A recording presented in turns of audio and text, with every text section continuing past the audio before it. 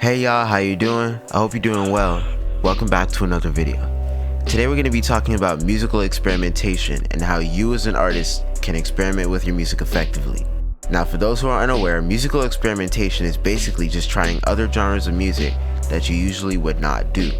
And artists experiment with their music either to incorporate other genres of music into their own unique sound or to express their versatility. So with that out of the way, let's talk about two notable artists who have experimented with their music and notice the similarities and differences between these two artists. So the first artist we're going to be talking about is Yeat. Now Yeat blew up in late 2021 from the underground and since then has dropped many projects, singles, and even a collab with the Minions. I don't know. His music was well received by his fan base because he solidified his core sound while also being creative with it every single time, unlike a certain album. Then Yeat dropped the Life EP, and although it was a bit more experimental, since it was a small project and it didn't stray too far from his core sound, it was also well received by his fan base. However, when Yeat dropped his second studio album Afterlife, it basically split his fan base into two. Some of his fans said that they appreciated the fact that Yeat was experimenting with his music, while others said that it didn't sound as polished as it could have been. But now the album's grown on a lot more people, and Yeat is now experimenting more with his music on his new upcoming album, Lifestyle. Now the second artist I'm going to be talking about is Playboi Carti, and if you're a Carti fan then you already know what I'm going to talk about, but in case you're not, after the release of Die Lit, we were anticipating the release of Carti's new album, Whole Lotta Red, and that didn't drop for about 3 years. And within the span of these 3 years, Carti teased us, lied to us, and Whole Lotta Red went through 3 entire versions before Carti finally settled on the version that we got on Christmas of 2020. When Whole Lotta Red finally dropped, it actually split Carti's community in two. Whole Lotta Red was trending on Twitter as Whole Lotta Trash, and I'm pretty sure it's safe to say that on Christmas Day, bars, the Whole Lotta Red that we got was not the Whole Lotta Red that fans were expecting. However, as time went on, the album began to grow on a lot of the Carti fans, and now Whole Lotta Red is considered a cult classic in the Carti community, even going as far as to pioneer the rage sound and bring it to the mainstream, and also the punk trap sound as well.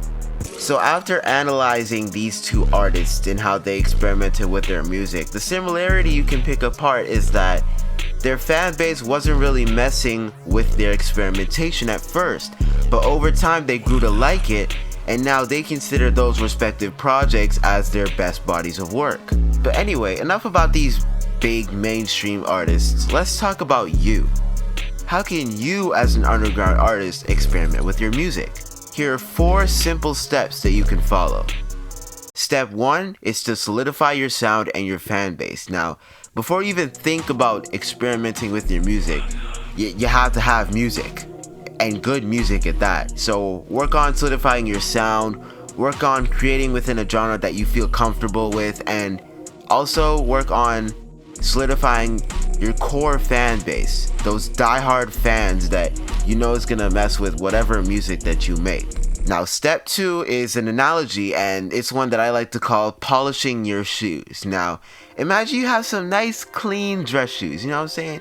Nice dress shoes to match your fit, you know, you're looking clean, you're going to like, I don't know, some formal event or something, and before you leave, your parents tell you, remember to polish your shoes, alright? Make sure they look clean and crispy.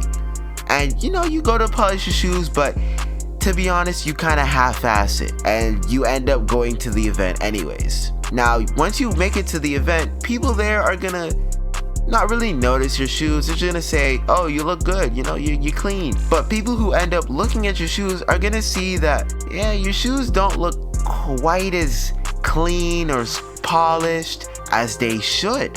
And it's the same thing with music. Whether you're just starting off making music or you start experimenting with your music, you have to make sure that it sounds good and that you know it sounds good, and that you're absolutely positive that it sounds good, because you can genuinely think, or you can gaslight yourself into thinking that your music is hot fire when in reality it's hot dumpster fire. Make sure that you know that your music sounds good, and if you aren't sure, Find somebody who's experienced in the genre that you're creating and show them your song, and they can tell you if your song is actually good and up to par. Now, the third step to experimenting with your music is to cater to your current and future fans. Now look, you have to make sure that your music is polished by this point. Whether you're solidifying your sound or experimenting with your sound, you have to make sure that it sounds polished and it's ready to go and ready to be distributed. So now, once you've done this, you can start promoting, doing marketing and such, so that people looking in from the outside, so to speak, will see that, oh, you know, this sounds good and you actually know what you're doing. And of course, you also have to cater to your current fan base, because if you're only focusing on gathering new fans with your experimental music and your new sound and whatever, and you completely neglect your current fan base, then they're just gonna up and leave.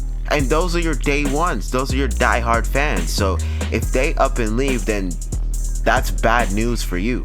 And speaking of that, the final step of experimenting with your music is to accept. Acceptance is the final step. And what do I mean by that? Well, let me tell you.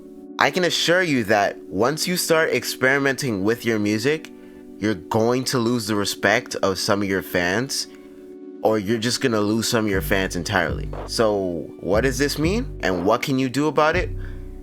You can only do what you can. Take constructive criticism from fans who don't necessarily like what you're doing, but they respect you enough to tell you where you've gone wrong. Take that feedback and better yourself, improve yourself.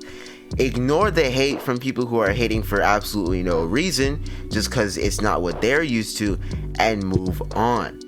That is all you can do. Because if you're doing something and you like what you're doing and people like what you're doing, but there's a handful of people who don't, because they're not used to it, there's nothing you can do. You can't really change their opinions. You can't change people.